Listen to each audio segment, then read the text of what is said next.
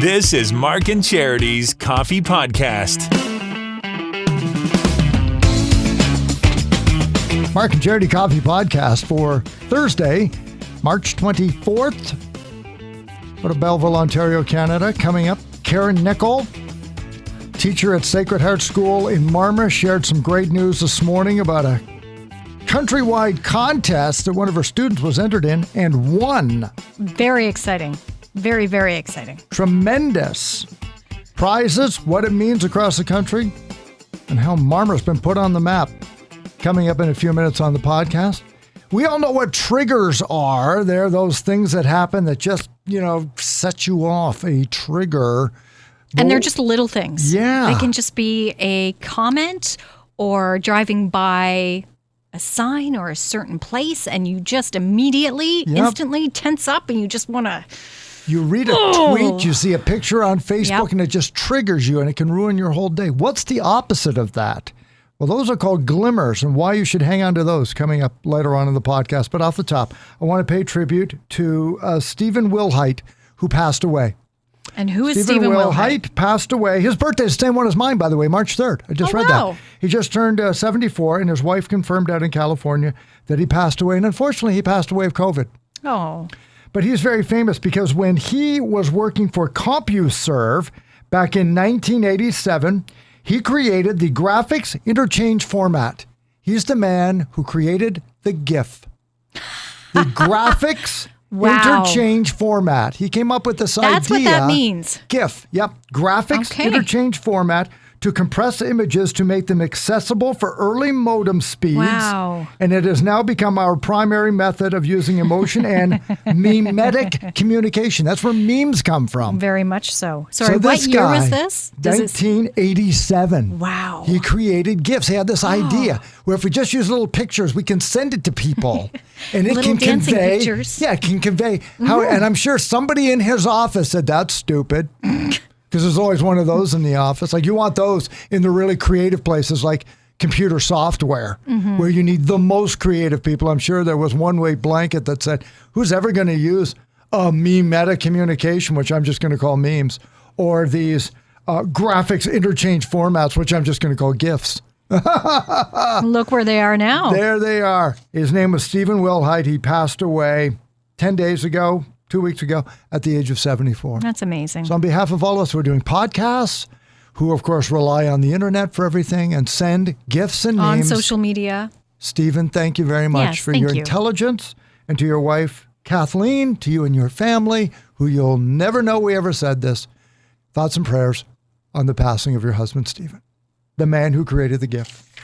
So that's today. So I got that looked after. Good. Well, thank you. That's my little. You feel better now for the internet. Because we didn't have it on this morning. So I'm glad that we included it here. That's the beauty, though, of the podcast is because there are things when I say, I don't think I'm going to, just waste this on the air. I think I'm going to save this for the worldwide audience of the podcast. And that's a great way of looking at it, too. Sometimes we're just so full on the air that we have this option of now we can include it here, too, or on top of and continue on. Nothing's ever lost. Like when we got a nice note from Karen Nickel. Mrs. Nickel teaches 5-6 at Sacred Heart School in Marmora. Here's what I love about yours and my relationship with her is that she sends all of her students' birthdays in for our birthday party. First week of September. Just before school gets underway, we get bombarded by birthdays, which is awesome. I come in on the Monday. I come in on Labor Day because I know she will have sent 32 birthdays in. And I print them off. And I put them in that lovely file folder we have over there. Our birthday folder. And then about 3 weeks later, I'll get a couple of new ones and ask me to remove old ones, either because children have not been in her class or have left the school. They get moved. Yep. Yep. So, if they change classes, she doesn't say, don't use them. They're just, they're just moved out of class. To keep it all up to date, she's great. She's great. The kids love to hear their birthdays. We have this fun little relationship with their class every year. Well, son of a gunner, for one of her kids doesn't get picked up in a contest, one of her entries, and then local people could vote. And we had to call Karen this morning to give the news. It's Mrs. Nickel. Sacred Heart School in Marmora, everybody. Good morning, Mrs. Nickel. Proud, very proud. I am incredibly proud. We're all very proud, and we're very, very grateful to you folks and to your listeners. We pushed Ella over the top. That's amazing. Now take us back. So this was a competition to submit artwork to be featured on hand sanitizers? Soap dispensers. Soap dispensers. This is sponsored by SC Johnson Professional, and it's called the Happy Hands Contest. So it's a nationwide contest, and there's 2 divisions, K to 5 and 6 to 8. And back in the fall, I submitted the class's artwork. And I thought, what the heck? We've got a chance to maybe one of the kids win a personal prize and for the school to win. Right. Yeah. So fast forward to February, and I get notified she finished in the top 5 nationally, which for us was huge. Our little school in Marmora was in competition with 2 schools in London, a school in Edmonton, and a school in Bedford, Nova Scotia. Wow. So we were pretty thrilled Yeah. and excited for her at that point. She hadn't actually won anything. And then Monday night, I received an email just before the end of the day that she's a winner. Nice. That's incredible. Now, when you submitted all of them, is Ella always the one that stands out in art? And I'm not saying you were surprised, but, you know, did you have your eye on a number of them, or was Ella's always going to be the one? There were 2 or 3 in the class that I thought maybe had a shot. Okay. This is a 3rd or 4th year that I've done this, and I just thought, gee, they really, they look really great this year. They really did a good job, and there were 26 of them that we entered. So, gosh, from across Canada, she's a very lucky little girl. Oh, yeah, for sure. Now, you said there was a prize associated to this. So what did the school win, and what does Ella now win? So Ella wins a $300 gift card. I'm not just sure what the gift card is for, but a $300 gift card for her Nice. and $1,000 for the school. Nice. along with, Wonderful. oh, yeah. Fantastic. And dispensers featuring her artwork for the school to be put up. That is so cool. And will her artwork be used across the country as well? Now, that I'm not sure, Mark. Could be in middle school. Yes, quite possibly. That'd be great. That's amazing. Mrs. Nickel from Sacred Heart School in Marmora, their student Ella, the SC Johnson Professional National Happy Hands Contest winner. So when does all this happen? In time in the fall? I would expect it'll happen before the end of the school year, Mark, actually. Yeah. Are you and the class going to celebrate now, Mrs. Nickel? Oh, my goodness, yes. It's a wonder you folks didn't hear them hooting and hollering. Well, we did. On I Tuesday thought. morning when Mrs. Young announced it, my goodness, they just took the roof off the school. That's so great. Yeah, So great. Yeah, they're a wonderful bunch of kids, so I'm very, very glad. Well, all the best to Ella and all your students. Are you going to continue with this contest? Oh, you bet.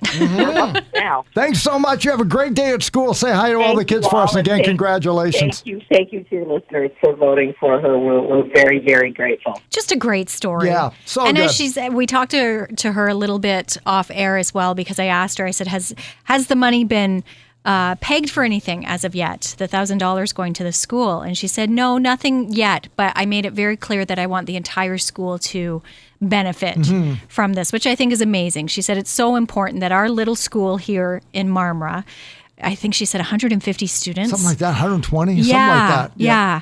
And what they accomplished, what Ella accomplished with this contest, she said, we need to celebrate and we need to do it as a school, which again goes to speak volumes as to the type of person and teacher she is. So great job for Ella, and congratulations to the entire Sacred Heart family in Marmora. It's amazing.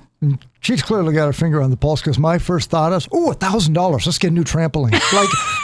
Like I'm not thinking. I thought of a pizza party. Like Yeah, you could have like right. a big party to celebrate. And of course, she's saying no because, and it's so true, the last 2 years we've had no field trips. No field trips. So Couldn't maybe have field trips for everybody. Yeah, I was anything like, oh special my for the gosh, kids. And now right. they really could do. Give them an experience, not just Exactly. another trampoline, Uncle Mark. Right. Or another pizza party. Let's yeah. do something a little bit more than that. Yeah. But pretty amazing. And she's been really good too. She's put us in contact with Ella's mom. So we're hoping to speak to Ella herself Get her on the podcast tomorrow. very, very soon and hear firsthand how it feels to win this nationwide contest. That as well, because she had said one of the things that they're doing now is it's like, okay, well, you've done with this great thing.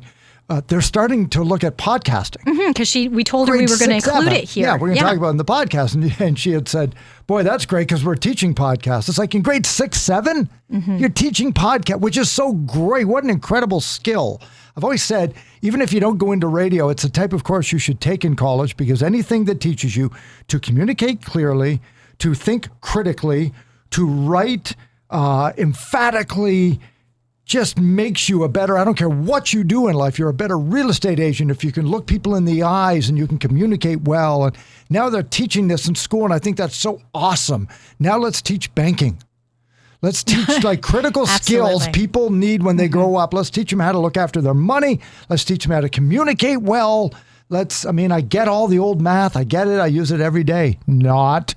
And it's important to train your brain, but boy, these transferable skills like communicating. So we may pop in there if we get a chance to well, podcasting is becoming such a popular venue too, to express yourself. Everybody has a podcast. Yeah. We have a podcast. Yeah. So yeah, no further than the next 8 more minutes. That side of it. Of course, you want them to know about this and learn about different ways of communicating and how people are doing it now and what's next. How are we going to do it after this? So very interesting that they're learning it at this age. But they are. So again, thanks for sharing that. And hopefully we'll have Ella on the show tomorrow. She's a little under the weather. So she wasn't at school when they made the announcement. She wasn't at school when they made the announcement. Oh terrible. But good for her. And so we'll get her on there. And finally, we were talking about triggers and glimmers. Triggers are these things, and it happens. It happens to us where we'll just be talking about something on the air, and blip, we'll get a little text that'll come up, and somebody is angry. And I don't just mean like angry and boiling, but I mean it triggered. In other words, they thought to communicate it. They had that, I can't believe, blah, blah, blah. And really what they're saying has nothing to do with what we said, but it triggered Well, it triggers something them, else. and then it triggers us. And I was going to say, it doesn't even have to be an angry comment. Certain comments in general that come through. Right. I'm personally will see something, and it's not even meant, I believe, most cases, in a negative way. They're just making an observation, but it triggers me. Or it triggers you. And it's like, whoa. Well, that's not, and then you go on, and it's instant. Yeah, sometimes it's a tweet you read that comes out of nowhere. You're just scrolling, and then you read something. It's like, now I'm mad all day. Those are called triggers. The opposite of that are called glimmers. Glimmers are these exact same things. A tiny moment that brings you joy or happiness. Like somebody hands you a coffee. Here, I went to Tim Hortons. I buy. Oh, thank you. Okay, so that's the same thing. That's a positive trigger, but that's called a glimmer. What psychologists want to know is, why do triggers last all day, but glimmers last a couple seconds and then we forget about it? We move on. Why are we not hanging on to the joy of that happy moment for hours when we're oh so happy to wallow in our own anger for days? Isn't that just human nature, I though, know too? it is. Because even in is. this business, and I've heard it repeatedly, because we have ratings throughout the year. So we hear comments from listeners, and we'll get phone calls here in the studio throughout the show on occasion. And that comment is always made. You always hear about the bad. You never hear about the good. If people are happy with what you're doing and content to go along, then they do. They go along through their day. But if they're angry, or if something, as you said, triggers them, they have to contact you and they have to tell you about it. So quite often we hear more of the bad than the good. And maybe that's why we hang on to more of that instead of letting that go and embracing the good and holding tight to that. Yeah, but even in your day-to-day life, if you're just at home and you read something and say, it bothers me, and it'll bother you for like an hour. But then you hear your favorite song, which you love, but when the song's over, it's gone. You move on. Psychologists said the thing is, we now have to intentionally look for the glimmers. And I'm bringing this up because with everything we've gone through, all the crap of the last 2 years, if ever there was a time when I'm tired of being triggered by either, the politics within Canada right now, or you see somebody in a mask and that either makes you angry, or you see somebody without a mask and that makes you, right? Yeah. Like so many triggers, is you've got to intentionally say, I'm not going to let it. I know when I go to the Quinte Mall, or I'm going to go to the Belleville Senators game, or I'm going to go to the grocery store. If seeing somebody in a mask bothers you, or if seeing somebody in a mask without a mask bothers you, understand that's going to happen. And don't let it bother you, because why would you want that to bother you? You can't control it. Try and find the things that you do enjoy and hang on to those. We're not saying you're wrong. Say be bothered by it, but don't dwell on it. Don't let these triggers take over, because that's when we're really getting bad in society, is when we're just getting so hepped up over this stuff that we're angry all the time. Absolutely. And we have seen that over the last couple of years. Yeah. And of course, practice makes perfect. The more you do it, the easier it'll become. And you'll start to, I believe, block out more of those triggers and recognize the glimmers. Because that's the other thing, recognizing. And you made the comment this morning, the example that was used was birds, listening to birds. And this time of year, a perfect thing to take notice of. If the sound of birds singing brings you joy or makes you happy, you pointed out that it seems almost silly, or this little thing, but so are the triggers. So don't think of it as silly or ridiculous or this little thing. It's actually quite a big thing. And once you acknowledge it and become aware of it, then you'll hear it everywhere. Right. And you'll become more aware of it. And it'll be easier to hang on to, and it'll become a bigger thing to take notice of. So the more you do it, and it would be hard, and it will be hard, because right now I'm thinking about 3 or 4 triggers just this morning. But we've been doing it for 2 or 3 years. Yeah. So you're not going to solve it in a day. No, but you're right. If social media triggers you, but birds are your glimmer, then don't go online first thing in the morning. Go make a cup of coffee, and then go sit outside and listen to the birds and start your day that way. And then maybe you really won't care all that much about. When you do go on social media, it won't be a trigger anymore. Yeah. It'll be like, oh, all right, and move on. I had my birds, or I went for the walk, whatever that joy is with the songs that I like. I got to go do whatever. So anyway, triggers and glimmers, everybody. Onward and upward. That's right. Onward and upward. It's the Mark and Charity Coffee Podcast. Hopefully tomorrow we'll have Ella on the show. Yes. Looking forward to that tomorrow. It's also an AMA. We haven't done that in a while. We haven't done that. Anything. Text us worldwide, 613-962-0955. Anything you want us to talk about on the podcast in an Ask Me Anything format. We'd be happy to handle that for you. It's found anywhere on Spotify, Amazon Music, Google Podcasts, and link to our social media sites out of Belleville, Ontario, Canada. It's the Mark and Charity Coffee Podcast. Enjoy today. We'll talk tomorrow.